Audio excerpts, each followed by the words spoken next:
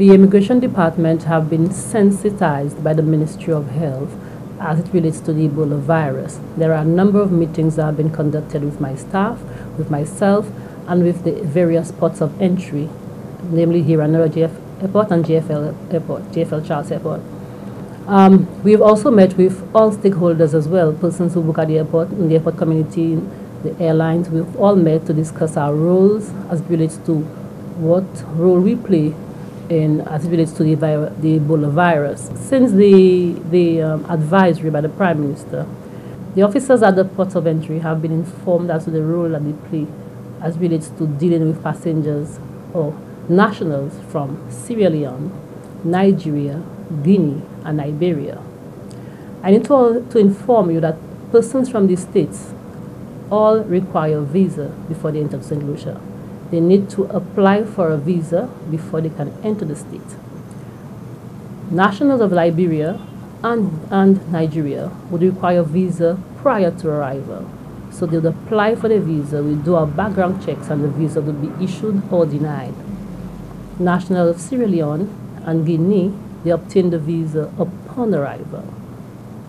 Okay, so once we can control persons coming from Nigeria and Sierra Leone without them boarding an aircraft, it is different to persons coming from Guinea and Sierra Leone.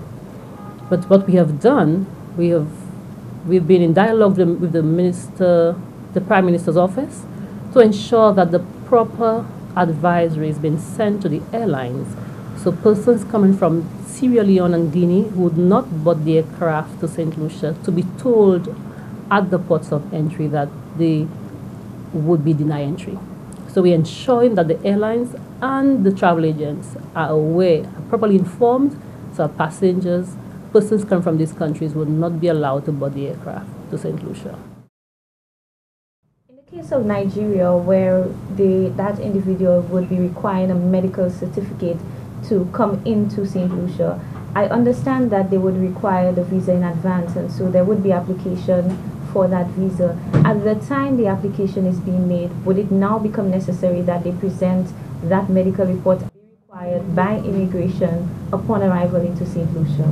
Well, since they are applying for visa prior, and it is prior to arrival, the medical certificate will have to accompany the application.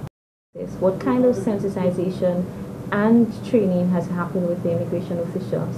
Well, of course, we are quite concerned about, I'm very concerned about my staff because, of course, we are frontline people, frontline. What we have done, as I said earlier, we had a number of meetings with the Ministry of Health. There have been meetings with our staff at the airports and also members at the maid office. So they have been properly sensitized about the Ebola virus. What we've done as well is we made things clear as it relates to what are our roles and what action we take if we were to be at the port of entry and we were to receive a call that someone is coming on an aircraft with the Ebola virus. We've made it clear that the officer who first receives the call would know exactly what to do with the information.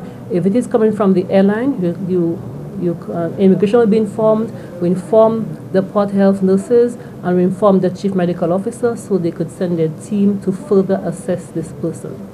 If the call is coming from the port health officer will inform us, customs, and of course the chief medical officer, so the screening can continue. So there is dialogue. So there is dialogue, yes, to the different agencies, and we know exactly what role we play.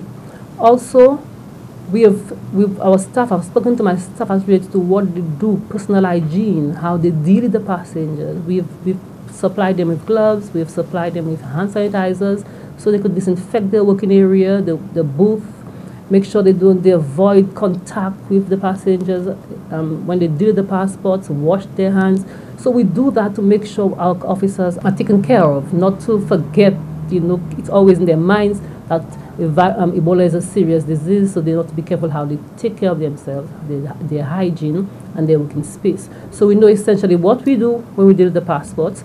We know what other persons we contact if we were to receive a call from the airline, and we know exactly what happens to the passengers, how we deal with them. So apart from the Prime Minister's advisory on Wednesday last week, where we are told to prohibit nationals from these 4 African states, we also know that we need to peruse the passports carefully. So persons who are not nationals of the 4 African states but have visited these states in the past month would know that having arrived at the port of entry, going for their passports, if we realize that based on their travel history they have been to any of these states, will send them to the port health nurse for further screening. So it's not just a matter of dealing with persons coming from persons who are carrying the passports from the 4 African states where the virus has been detected, but also we are taking the additional responsibility to peruse all passports to make sure that we can take note of the traveling history and these persons could be further screened.